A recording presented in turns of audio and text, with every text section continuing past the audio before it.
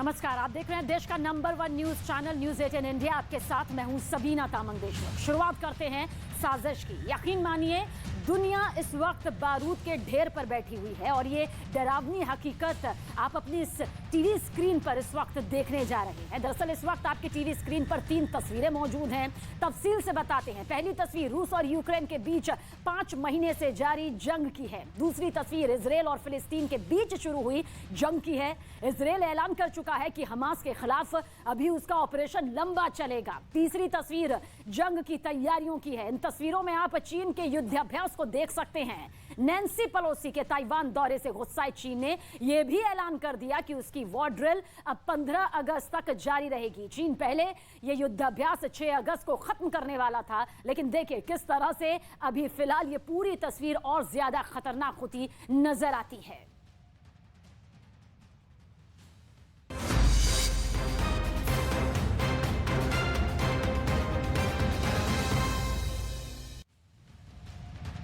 क्या चीन ने ताइवान जंग की तारीख मुकर्रर कर दी है? क्या चीन ने ताइवान पर हमले का ब्लूप्रिंट तैयार कर लिया है? क्या चीन की अमेरिका से भिड़ने की तैयारी पूरी है?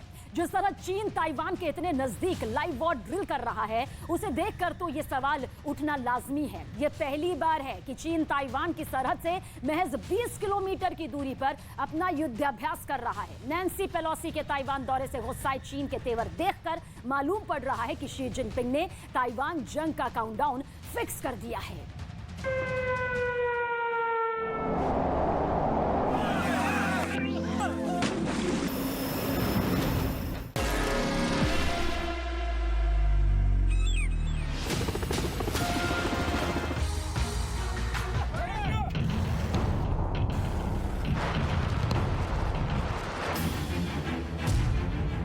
जारी है चीन का युद्धाभ्यास।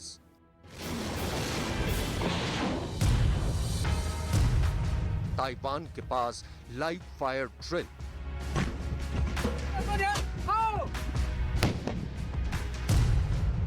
अड़सठ फाइटर जेट और 13 जहाजों से ताइवान को घेरा।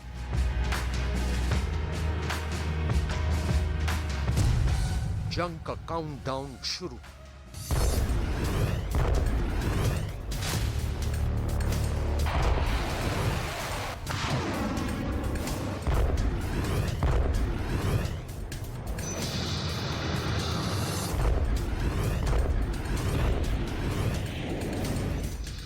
दुनिया अभी तक सिर्फ यूक्रेन जंग से परेशान थी, लेकिन ताइवान के नजदीक चीन के लाइव फायर ड्रिल ने उसकी टेंशन और बढ़ा दी है।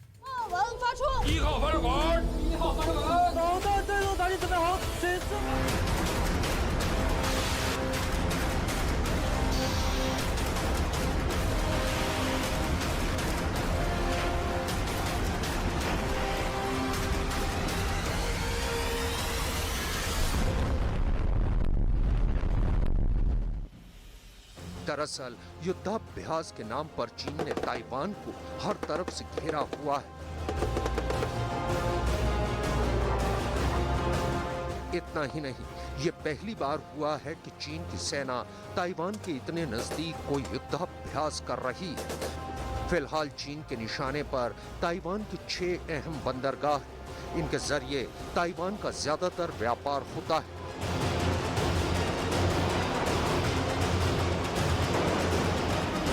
शुक्रवार चीन ने अपने 68 फाइटर जेट्स को ताइवान के आसपास वाले इलाके में उड़ाया था।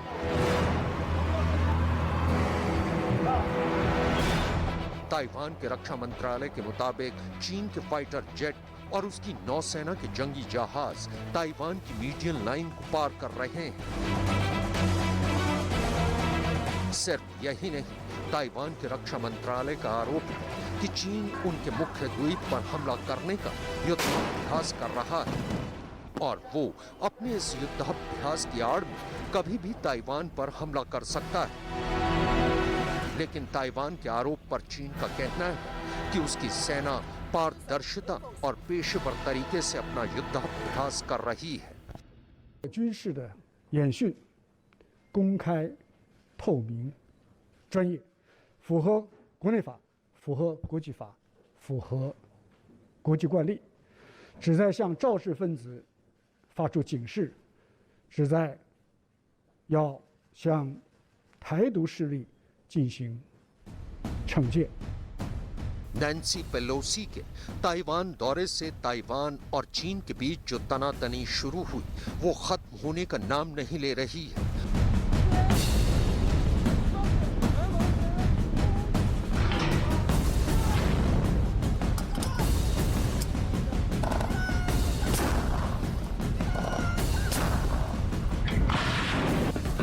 आलम यह है कि चीन ने अपने युद्धाभ्यास के दौरान ताइवान के पास अपने 68 फाइटर जेट्स और 13 जंगी जहाजों को तैनात कर रखा है।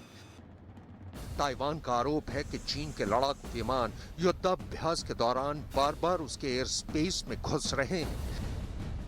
इतना ही नहीं, ताइवान का यह भी कहना है कि उसकी वायुसेना को ताइवान के एयर स्पेस में घुसा एक चीनी ड्रोन को खदेड़ने के लिए फ्लेयर्स का इस्तेमाल करना पड़ा। लेकिन चीन की वायुसेना ताइवान के तमाम आरोपों को दरकिनार कर अपने युद्धाभ्यास में मशगूल है।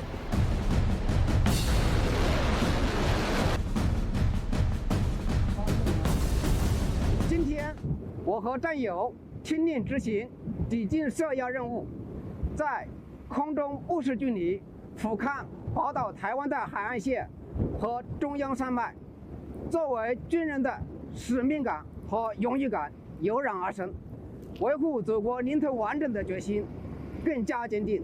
我们将持续加强练兵备战，确保能够应对一切危机事态。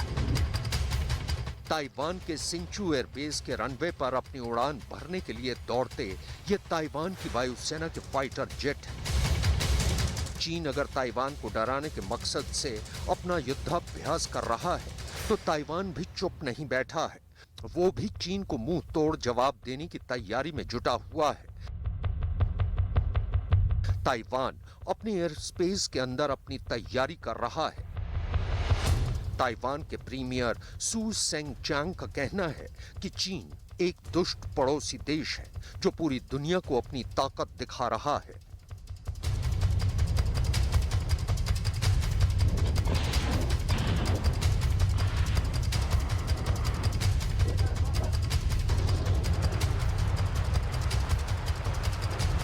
何必恶灵在我们的门口耀武扬威？ 而把国际最频繁的航道任意借由军演加以破坏，受到周边国家、全世界的谴责。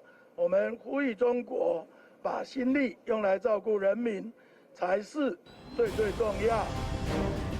चीन की मीडिया के मुताबिक चीन ने अपने युद्धाभ्यास में अपनी नौसेना, वायुसेना और रॉकेट फोर्स को शामिल किया है।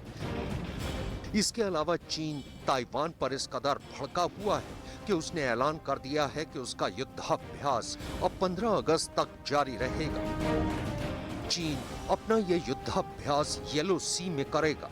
चीन ने समंदर के इस रास्ते से गुजरने वाले तमाम देशों के जहाजों के लिए 15 अगस्त तक इस रास्ते का इस्तेमाल न करने की बाबत बाकायदा एक एडवाइजरी भी जारी की है। पहले चीन अपना युद्धाभ्यास 6 अगस्त को खत्म करने वाला था। इसके अलावा ग्लोबल टाइम्स की एक खबर के मुताबिक चीन की नौसेना के पूर्वी थिएटर कमांड ने अपने 10 जंगी जहाजों के साथ लाइव वॉर ड्रिल की और ये वॉर ड्रिल चीन के ज़ेनजियांग, फुजियान और गुआंगडोंग इलाकों के पास की गई। दरअसल चीन ताइवान को अपना इलाका मानता है, लिहाजा चीन को जब भी मौका मिलता है वो ये बात जताने की कोशिश करता है कि वो जब चाहे ताइवान पर कब्जा कर सकता है। 民进党当局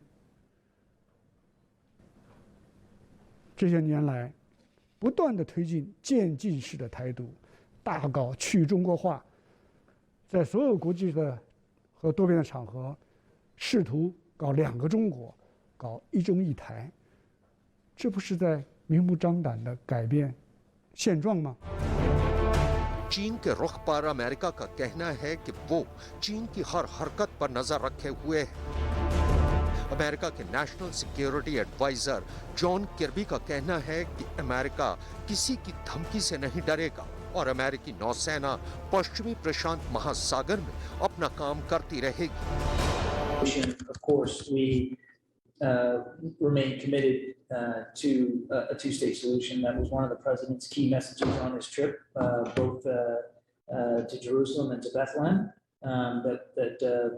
That we still want to see that be the outcome, but both sides have to want it too.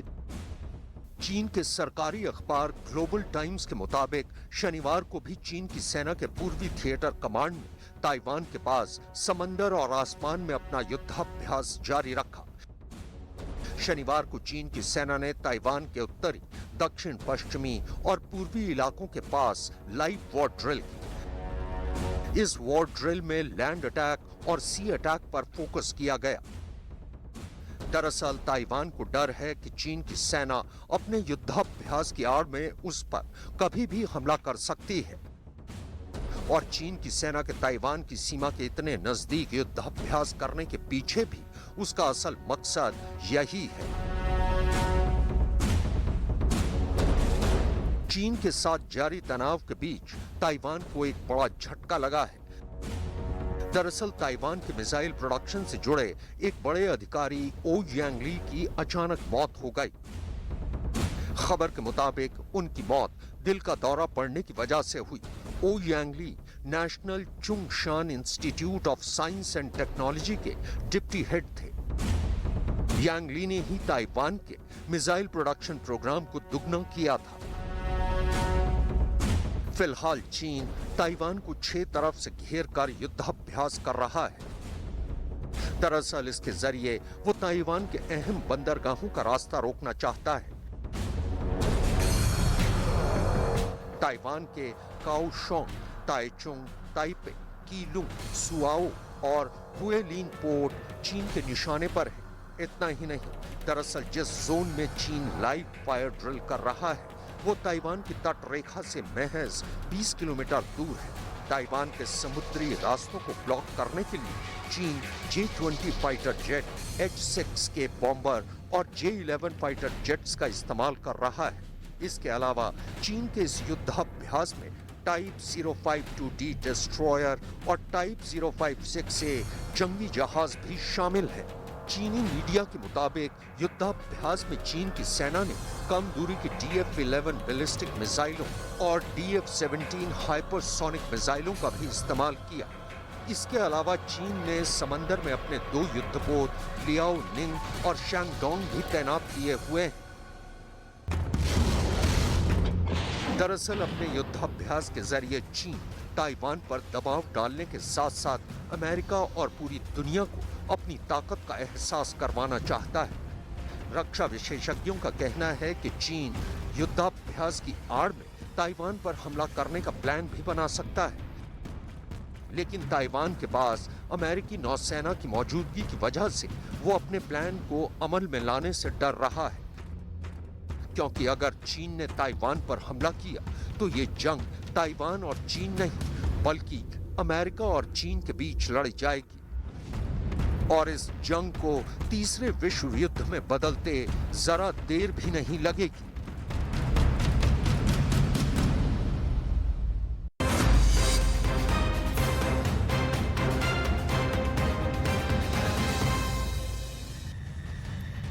Europe में यूक्रेन जंग जारी है, लेकिन इस दौरान एशिया में भी एक नई जंग शुरू हो गई।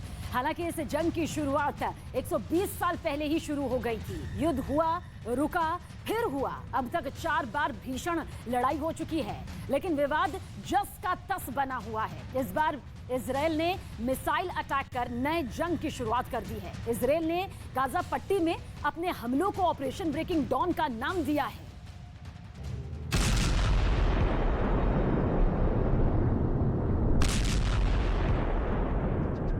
पहला हमला,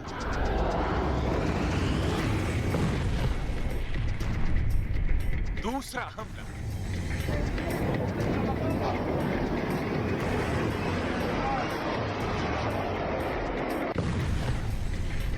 तीसरा हमला,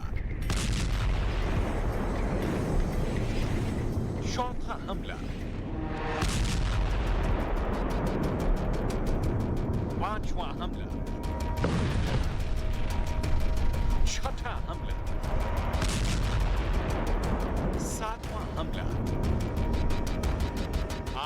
हमला।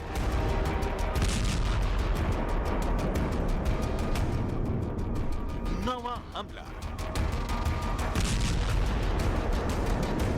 10वां हमला। इन धमाकों के साथ क्या दुनिया में जंग का तीसरा मोर्चा खुल गया है? क्या ये एक और नए युद्ध की शुरुआत है? अभी ये मत पूछिए ये कहां हुआ, क्यों हुआ, अभी ये देख लीजिए ये कैसे हुआ। इजराइल के हवाई हमले का जवाब हमास ऐसे रॉकेट से अटैक करके देगा, किसी ने सोचा नहीं था। इजराइल फिलिस्तीन के गाजा शहर को तबाह कर देने की कसम खा लेगा, किसी ने सोचा नहीं था। इजराइल ने एयर स्ट्राइक की। हमले के जवाब में गाजा की तरफ से रॉकेट दागे गए, मिसाइलों से हमला हुआ, एक बार नहीं बार बार। एक तरफ से नहीं, दो तरफा हुआ। एक ने वार किया तो दूसरे ने पलटवार।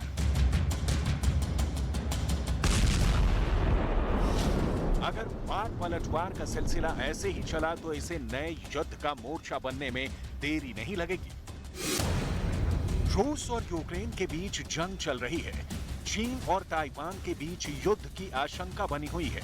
इसी बीच इजराइल और फिलिस्तीन के बीच धमाके शुरू हो गए हैं। यह फिलिस्तीन पर इजराइल की एयर स्ट्राइक है। इजराइल ने गाजा पट्टी पर बड़ी स्ट्राइक की है। इस हवाई हमले को इजराइल ने जिहाद के खिलाफ हमला करार दिया है।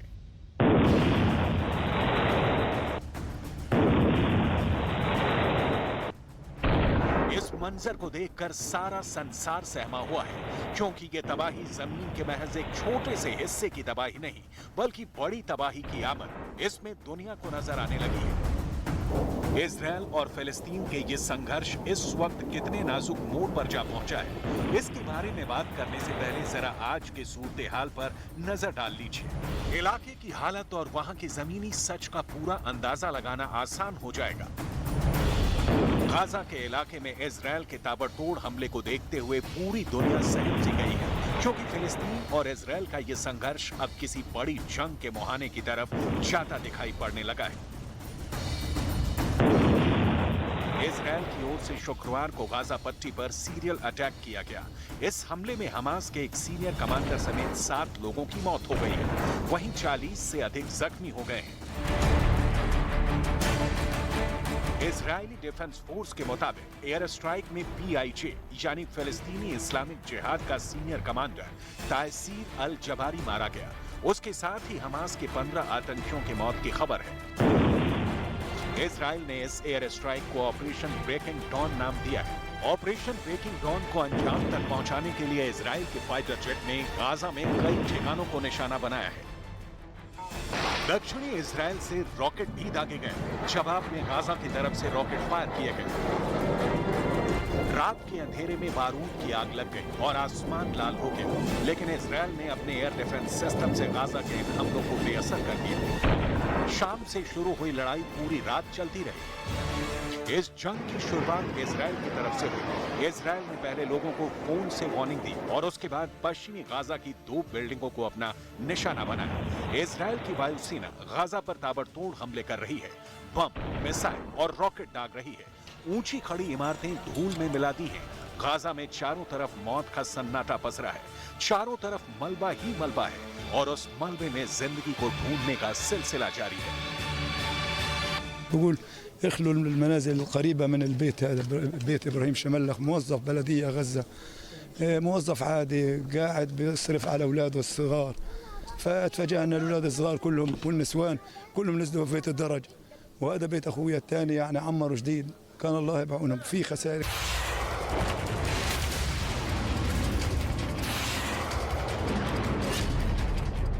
इजराइल के अटैक के बाद गाजा भी दक्षिणी इजराइल में रॉकेटों के गोले दागने शुरू कर दिए। फिलिस्तीनी संगठन हमास ने इजराइल की तरफ 2 घंटे में 100 रॉकेट दागे। इनमें से 9 गाजा पट्टी के अंदर है। वहीं इजराइल के अटैक के बाद गाजा शहर में धमाकों की आवाज सुनाई दी।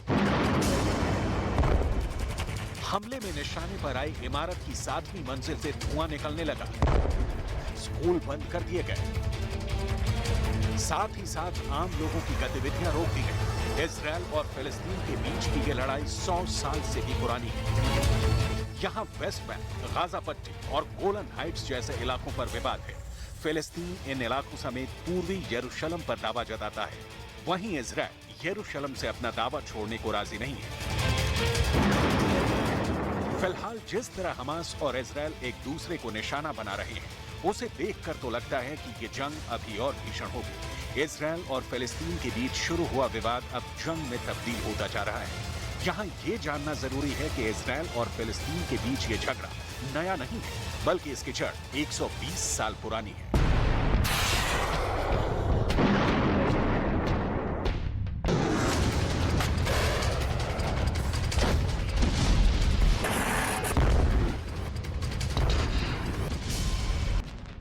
इजरायल और फिलिस्तीन के बीच टकराव की शुरुआत यहूदियों और अरब जगत के लोगों के लिए स्वतंत्र राष्ट्र की स्थापना के संघर्ष से हुई थी। 1947 में संयुक्त राष्ट्र के इजरायल के अस्तित्व को मान्यता देने के बाद से ही अरब क्षेत्र में हिंसा और तनाव का दौर जारी है। 1947 में संयुक्त राष्ट्र ने फिलिस्तीन को 2 हिस्सों में बांटा, यहूदियों के लिए इजरायल और अरब लोगों के लिए फिलिस्तीन बनाया। इससे गृह युद्ध हो गया। 1967 में खाड़ी क्षेत्र में जारी युद्ध और हिंसा के बीच गाजा पट्टी और पश्चिमी तट के अलावा पूर्वी यरूशलेम पर इजरायल ने अपना दावा कर दिया। तब से दोनों देशों में जारी है सीमा विवाद। इजरायल पूरे यरूशलेम को अपनी राजधानी मानता है, जबकि फिलिस्तीन इसके पूर्वी हिस्से को अपनी राजधानी बनाना चाहता है। बहरहाल अंतर्राष्ट्रीय समुदाय ने फिलहाल पूर्वी यरूशलेम पर इजरायल के कब्जे को मान्यता नहीं दी है। इजरायल और फिलिस्तीन के छिड़ी छिड़ी जंग की वजह से गाजा में दहशत का आलम है। फिलहाल दोनों देशों के बीच तनाव को देखते हुए नहीं लगता कि ये जंग जल्दी थमने वाली है। अगर ये जंग नहीं थमी तो वक्त के साथ इसका दायरा बढ़ता जाएगा, यानी इजरायल और फिलिस्तीन के बीच छिड़ी जंग। इस जंग की वजह से एक बड़ी जंग की शुरुआत भी हो सकती है।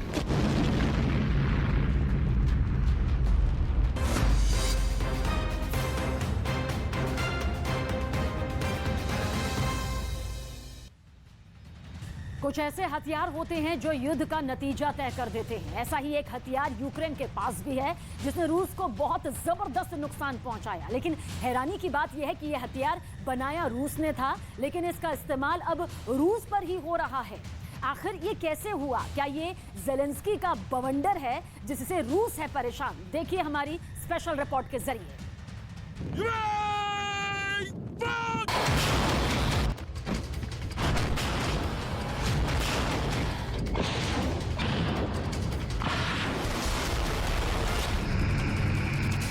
रूस के हथियार से यूक्रेन रूस पर वार कर रहा है।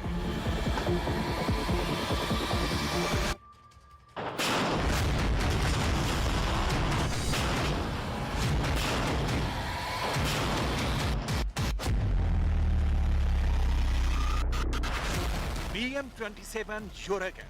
क्यों ये रॉकेट लॉन्चर यूक्रेन की युद्ध भूमि में बेहद अहम भूमिका निभा रहा है?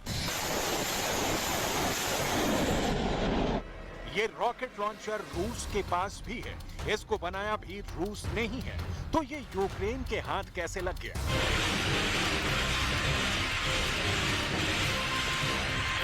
आखिर कैसे यूक्रेन रूस के बनाए हुए रॉकेट लॉन्चर से रूस की फौज को टारगेट करने में कामयाब हो गया?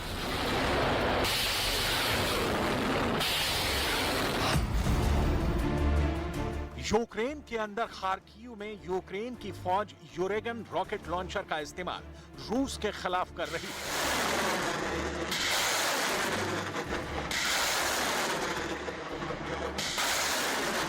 अमेरिका की तमाम कूटनीति के बावजूद भी यूरोप और एशिया के बीच बेहद अहम सामरिक लोकेशन पर मौजूद तुर्की के राष्ट्रपति एर्दोगन खुद रूस जाकर पुतिन से मुलाकात कर रहे हैं।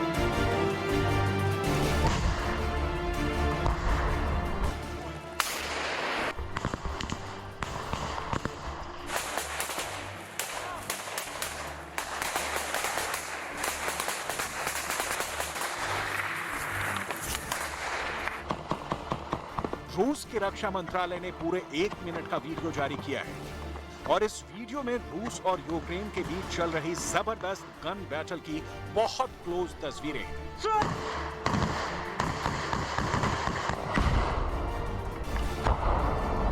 ये पूरा वीडियो आपको विस्तार से दिखाएंगे और समझाएंगे, लेकिन सबसे पहले आपको दिखाते हैं युद्ध भूमि से आए बेहद खतरनाक और खौफनाक तस्वीरें। अगस्त के महीने में हफ्ते की शुरुआत में ही रात के वक्त रूस की फौज क्राइमिया से 40 गाड़ियां, युद्ध के हथियार और रॉकेट स्पेशल ट्रेन के जरिए खेरसोन को भेज रही थी। इसकी जानकारी यूक्रेन की फौज को लग गई थी और यूक्रेन ने अपनी हाइमर्स यानी high mobility artillery rocket system की मदद से स्पेशल ट्रेन पर हमला कर दिया। यह हमला ब्राय लिविका स्टेशन पर किया गया, जिसमें कुल 80 रूसी लड़ाके मारे गए और 200 घायल हो गए।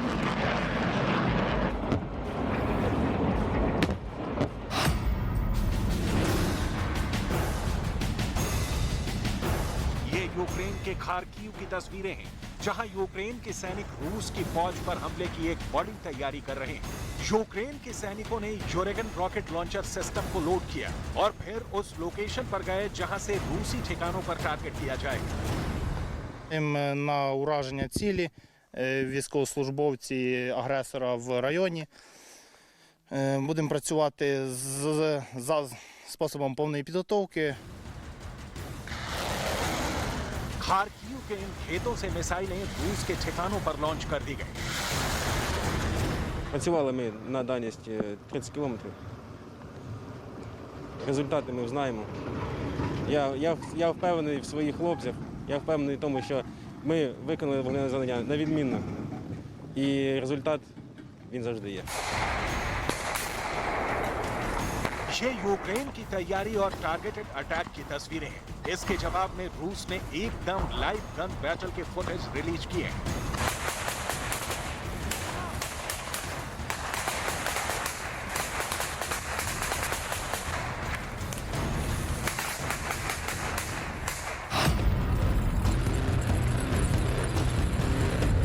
रूस ने यह खुलासा नहीं किया है कि यह लड़ाई कहां पर लड़ी गई है, लेकिन तस्वीरें देखकर साफ है कि रूस के सैनिक अपनी जान ही बचा रहे हैं और यूक्रेन के सैनिकों पर हमले भी कर रहे हैं। यहां यूक्रेन की एक पोस्ट है और रूस के सैनिक इस पोस्ट पर किसी भी तरह कब्जा करना चाहते हैं, लेकिन इसके लिए रूस के सैनिकों को अपनी जान से खेलना पड़ा है। रूसी रक्षा मंत्रालय की तरफ से यह बयान जारी किया गया है कि रूस की फौजों ने टारगेटेड हमले करके यूक्रेन के 150 से ज्यादा लड़ाकों को मार गिराया है।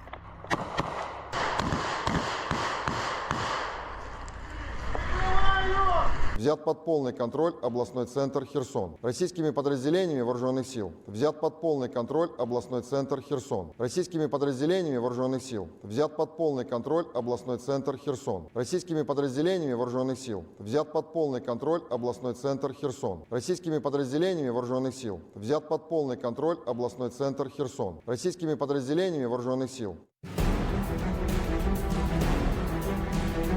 रूस के इन्हीं हमलों में यूक्रेन के सैनिक मारे जा रहे हैं और फिर उनके पार्थिव शरीर को यूक्रेन की राजधानी कीव लाया जा रहा है। कीव के अंदर शुक्रवार को सेंट्रल स्क्वायर पर 100 से ज्यादा यूक्रेन के सैनिक इकट्ठा हुए।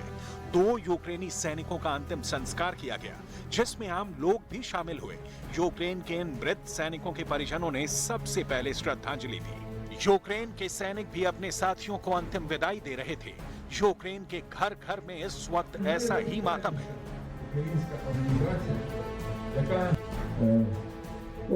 Демонструємо усьому світу, хто ми є. Ми не є загарбниками. Ми не хочемо нести біль і страждання будь-кому, навіть Російської Федерації. Але в нас не залишається іншого шансу, іншої можливості, як крокувати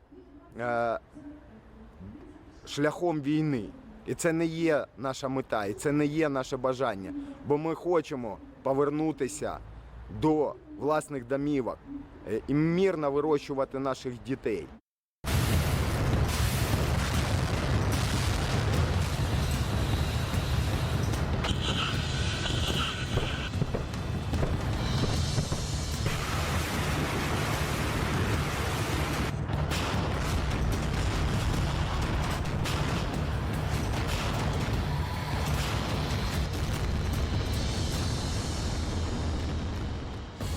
इस वक्त यूक्रेन के अंदर बहुत क्लोज फाइट हो रही है, यानी 40 किलोमीटर की रेंज में ही दोनों सेनाएं एक दूसरे पर वार पलटवार कर रही हैं। ऐसी स्थिति में दोनों ही सेनाओं को एक ऐसा रॉकेट लॉन्चर सिस्टम चाहिए जो 30 से 50 किलोमीटर की रेंज में हमला कर सके, और इसलिए यूक्रेन योरेगन मल्टीपल लॉन्चर का इस्तेमाल कर रहा है।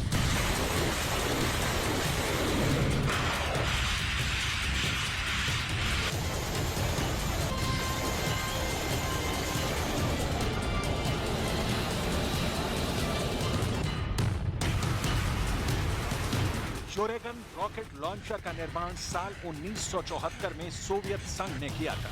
1990 से पहले रूस ही सोवियत संघ था, और ये रॉकेट लॉन्चर बनाने की जरूरत रूस को इसलिए पड़ी क्योंकि उसके पास 100 से 150 किलोमीटर की रेंज में हमला करने के लिए मिसाइलें और रॉकेट मौजूद थे, लेकिन छोटे टारगेट पर निशाना लगाने के लिए उसके पास कोई वेपन नहीं था।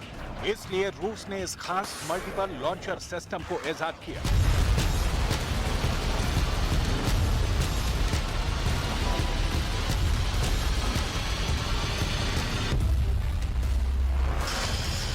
योरेगन रॉकेट लॉन्चर को बनाने का असल मकसद था 70 किलोमीटर तक दुश्मन के टैंकों और दुश्मन के काफिले और दुश्मन के जवानों पर सीधा निशाना बनाना।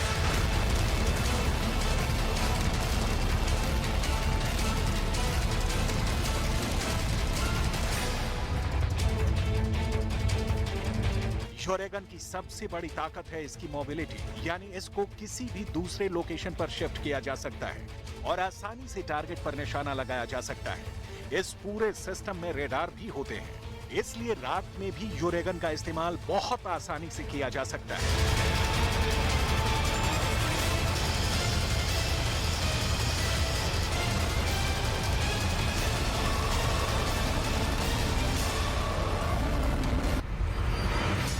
इस पूरी मशीन को इस्तेमाल करने के लिए जबरदस्त ट्रेनिंग की जरूरत होती है।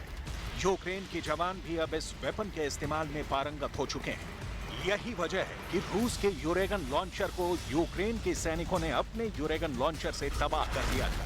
रूस और यूक्रेन के युद्ध में यह एक ऐसा हथियार है जो दोनों सेनाओं के पास है।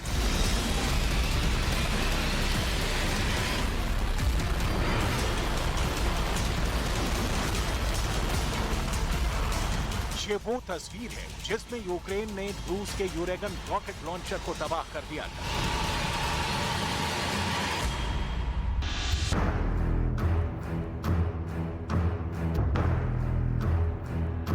रूस के पास 700 से ज्यादा योरेगन रॉकेट लॉन्चर्स हैं, लेकिन यूक्रेन के पास ऐसे ही 70 योरेगन रॉकेट लॉन्चर्स हैं। पहले योरेगन रॉकेट लॉन्चर सिस्टम पूरी तरह से सोवियत रूस के ही एसेट थे, लेकिन जब सोवियत संघ का विभाजन हुआ तब यही रॉकेट लॉन्चर्स रूस से टूटे हुए देशों की सेना में भी शामिल किए गए। जैसे सोवियत संघ का ही हिस्सा रहे बेलारूस के पास 72 योरेगन रॉकेट लॉन्चर्स हैं। इसी तरह मालदोवा के पास 11, कजाकिस्तान के पास 180, किर्गिस्तान के पास 6, तुर्कमेनिस्तान के पास 7 और उज्बेकिस्तान के पास 48 योरेगन रॉकेट लॉन्चर हैं। बड़ी बात यह है कि अब रूस के ही बनाए हुए हथियारों से यूक्रेन रूस पर वार कर रहा है।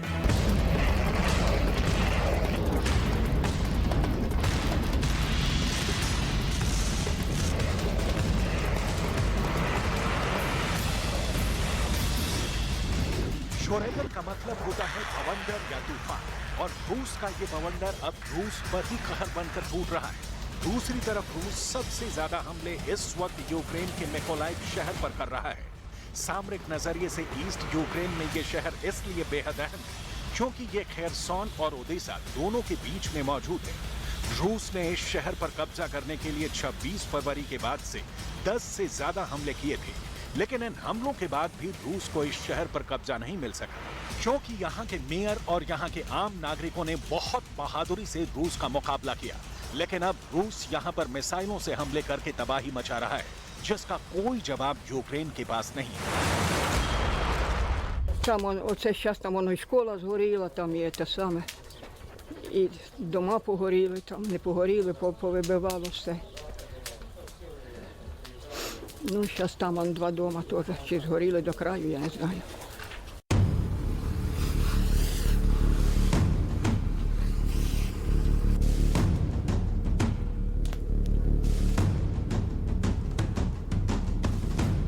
सबसे बड़ी बात यह है कि मिकोलाइव के इलाके में रूस के समर्थक भी मौजूद हैं, जो रूस की फौज को इनपुट दे रहे हैं और इसी वजह से मिकोलाइव के अंदर रूस की फौज सटीक निशाने लगाने में कामयाब हो रही है।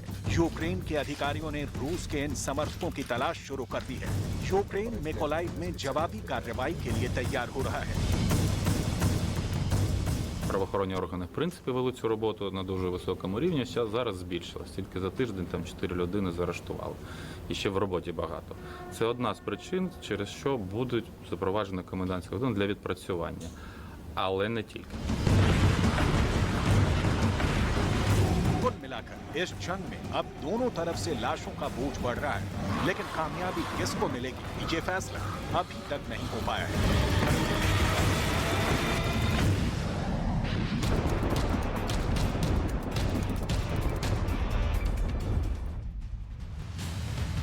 चीन किस तरह युद्ध भड़काना चाहता है ये तो पूरी दुनिया देख रही है, लेकिन ताइवान की तैयारी क्या है, इस पर आज हमने बहुत विस्तार से रिपोर्ट तैयार की है। ताइवान के अखबारों और वहां के न्यूज चैनलों एज जंग का पूरा माहौल बना हुआ है। ताइवान अपनी सिक्योरिटी से समझौता करने को तैयार नहीं है। उसने 20 युद्धपोत और 75 लड़ाकू विमान जंग में उतार दिए हैं। ताइवान के लोग अपनी जमीन और आसमान के एक एक इंच की सुरक्षा के लिए तैयार नजर आ रहे हैं। क्या चल रहा है ताइवान के अंदर, देखिए हमारी स्पेशल रिपोर्ट में।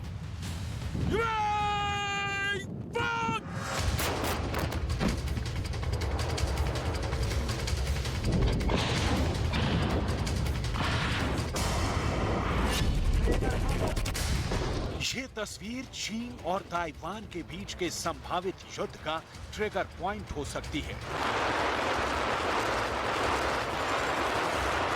जब चीन की ड्रैगन आर्मी ताइवान को निगल जाने के लिए जबरदस्त तैयारी कर रही है, उस वक्त ताइवान के अंदर आखिर क्या हो रहा है? चीन के संभावित हमले को लेकर ताइवान की तैयारी आखिर क्या है?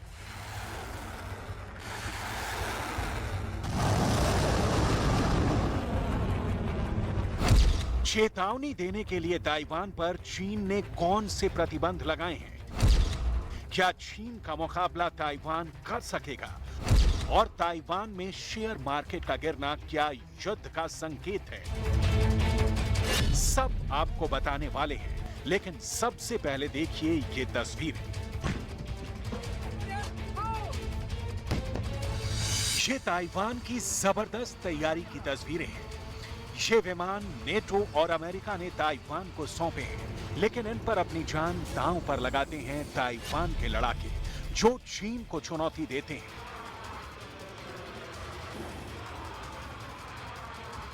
ये हैं ताइवान की मिलिट्री के सुपर कमांडो, जो चीन को अपना सबसे बड़ा दुश्मन मानते हैं। ताइवान की मिलिट्री हर वक्त चीन के साथ युद्ध के लिए तैयार है।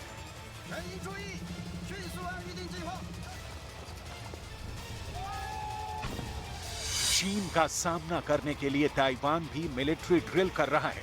ताइवान ने जो सैन्य अभ्यास किया है उसे वो हान कुन मिलिट्री ड्रिल कहता है। सबसे पहले ये तस्वीर देखिए। ये ताइवान के जहाज हैं जो समंदर में एक प्रकार की गैस छोड़ते हैं। इस गैस से बादल और धुएं का गुबार उठता है। इसकी वजह से चीन के इंफ्रा डिटेक्टर बेकार हो जाते हैं और वो चीन की फौजों को अलर्ट नहीं भेज पाते हैं। देखिए इन तस्वीरों को। सिर्फ यही नहीं, ताइवान की कोस्ट गार्ड ने समंदर के अंदर डायनामाइट लगाकर भी ब्लास्ट करवाए।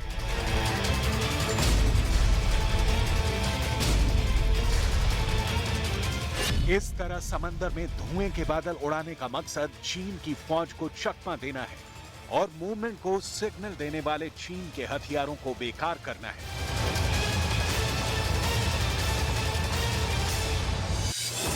अब ये तस्वीर देखिए।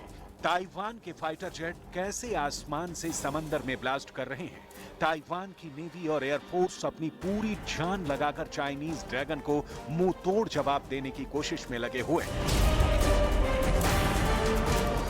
अगर कोई ये समझने की भूल कर रहा है कि ताइवान एक बहुत छोटा सा देश है और उसके पास वो ताकत नहीं है, कि चीन का सामना कर सके, तो ये बात पूरी तरह से गलत हो सकती है, क्योंकि ताइवान के पास अमेरिका के दिए हुए अत्याधुनिक हथियार मौजूद हैं। ये ताइवान की एंटी एयरक्राफ्ट मिसाइल है, जो ताइवान के चेगांग क्लास फ्रिगेट युद्धपोत से लॉन्च की गई। ताइवान कोस्ट गार्ड ने इन मिसाइलों का इस्तेमाल करके अपनी डिफेंस कैपेबिलिटी दुनिया को दिखाई है। कैप्टन शू वेन ने इस अभ्यास में अहम भूमिका निभाई। कैप्टन शू वेन ने चीन को चेतावनी दी है कि अगर चीन का कोई भी युद्धपोत हमारी सीमा के अंदर दाखिल हुआ तो अंजाम बहुत बुरा होगा। ताइवान की प्रेसिडेंट ने 1-2 नहीं, पूरे 20 युद्धपोत ताइवान की सुरक्षा के लिए मिलिट्री ड्रिल में शामिल किए हैं। ताइवान के पास पूरा मैरीटाइम सर्विलांसिंग सिस्टम है, जो सदैव ताइवान को चीन की नेवी के मूवमेंट की जानकारी देता है। ताइवान ने अपने 70 लड़ाकू विमान इस युद्धाभ्यास में उतार दिए हैं। ताइवान के पास 70 सी हेलीकॉप्टर हैं और ये समंदर के अंदर नेवी के मूवमेंट में मदद करते हैं। युद्ध में सबसे बड़ा खतरा ताइवान को चीन की सबमरीन यानी पनडुब्बी से है। इसका मुकाबला करने के लिए ही ताइवान के पास एंटी सबमरीन फाइटर जेट है। ताइवान के पास चीन का मुकाबला करने के लिए लड़ाकू विमानों का एक बड़ा बेड़ा है, यानी ताइवान की ताकत को तौलना भी चीन के लिए इतना आसान नहीं होगा। ताइवान के टीवी न्यूज चैनलों पर भी इस वक्त युद्ध और ताइवान की तैयारियों की तस्वीरें दिखाई जा रही हैं। ताइवान एक द्वीप है, इसलिए यहाँ पर समुद्री तटों की सुरक्षा करना सबसे ज्यादा अहम है। इसलिए ताइवान ने तटों की सुरक्षा के लिए भी जबरदस्त युद्ध अभ्यास किया। ये ताइवान का ताइपे समुद्र तट है और यहाँ सैन्य अभ्यास इसलिए किया जा रहा है क्योंकि ये जगह ताइवान में बहुत अहम सामरिक लोकेशन है। यहाँ धमाके करके तटीय युद्ध की प्रैक्टिस ताइवान के जवानों ने की है। अगर दोनों तरफ से फायर होंगे तो कैसे ताइवान की फौज मोर्चा संभालेगी, ये भी देखिए। बख्तरबंद गाड़ियां, टैंक, तोप, हर तरह से ताइवान खुद को तैयार करने में लगा है और ये ताइवान के अंदर की लेटेस्ट तस्वीरें हैं। ये ताइवान के शिंचू शहर में तैनात फ्रांस के मिराज फाइटर जेट हैं। ताइवान की सुरक्षा में तैनात ये विमान भी चीन की किसी भी गुस्ताखी का जवाब देने के लिए लगातार सैन्य अभ्यास में शामिल है। युद्ध अभ्यास के साथ साथ ताइवान के प्रीमियर ने चीन को कैसे धमकाया है, ये भी देखिए। 何必恶灵在我们的门口耀武扬威，而把国际最频繁的航道任意借由军演加以破坏，受到周边国家、全世界的谴责。我们呼吁中国把心力用来照顾人民，才是最重要。 आपने देखा कि ताइवान की तैयारी क्या है, लेकिन अब आपको ये भी दिखाते हैं कि आखिर इस वक्त ताइवान के अंदर क्या चल रहा है। ये ताइवान के शेयर मार्केट की तस्वीरें हैं, जिसमें अचानक गिरावट दर्ज की गई है। चीन की मिलिट्री ड्रिल की वजह से निवेशकों में काफी घबराहट है। अगर ताइवान पर हमला होता है तो ना सिर्फ ताइवान और चीन, बल्कि इन दोनों देशों के साथ पूरी दुनिया की अर्थव्यवस्था पर आघात होगा और इस बात का डर ताइवान के नागरिकों को भी है। 所以基本上经济应该是全球的目前的共同目标，对啊，所以基本上天天这样射也会影响到很多这种民生的这种经济的一个正常运行啊，对啊，因为这样再继续射下去，它导到这个晶片都没有了也不是办法。ताइवान के लोगों को इस वक्त अपने उद्योग धंधों की चिंता सता रही है। ताइवान पूरी दुनिया के लिए भी इसलिए जरूरी है क्योंकि ताइवान दुनिया के लिए सेमीकंडक्टर का हब है। सेमीकंडक्टर के मामले में दुनिया की राजधानी है। सेमीकंडक्टर मार्केट शेयर का 63% हिस्सा ताइवान का है। ताइवान में अगर कुछ होगा तो ये सारी चीजें नहीं बन पाएंगी। ताइवान पर दुनिया की दिग्गज कंपनियां निर्भर करती हैं। ताइवान की TSMC कंपनी दुनिया की सबसे बड़ी सेमीकंडक्टर कंपनी है। Apple, Qualcomm, Microsoft, Nvidia, Intel जैसी कंपनियां इसकी क्लाइंट हैं। रूस और यूक्रेन जंग के कारण दुनिया के सामने गेहूं का संकट खड़ा हुआ है। उसी तरह से अगर ताइवान और चीन के बीच युद्ध होता है तो कंप्यूटर, स्मार्टफोन ऑटोमोबाइल कंपनियों पर संकट आ जाएगा। साथ ही नई कारों, स्मार्टफोन, इलेक्ट्रॉनिक उपकरणों का प्रोडक्शन ठप पड़ सकता है। सबसे बुरा असर पड़ेगा कार मार्केट पर, जिसमें औसतन 1400 सेमीकंडक्टर लगते हैं।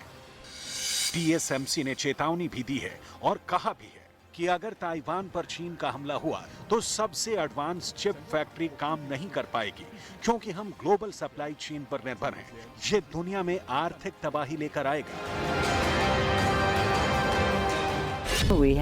We have seen the success of their semiconductor businesses and the rest, and we learned from their business people about how they developed that success and how we can work together to spread prosperity. उधर Nancy की यात्रा को लेकर चीन का गुस्सा ठंडा होने का नाम नहीं ले रहा है। चीन ने ताइवान के 100 से ज्यादा फूड ब्रांड्स पर प्रतिबंध लगाने की घोषणा कर दी है। ताइवान की चाय और शहद पर चीन ने बैन लगाने की तैयारी कर ली है।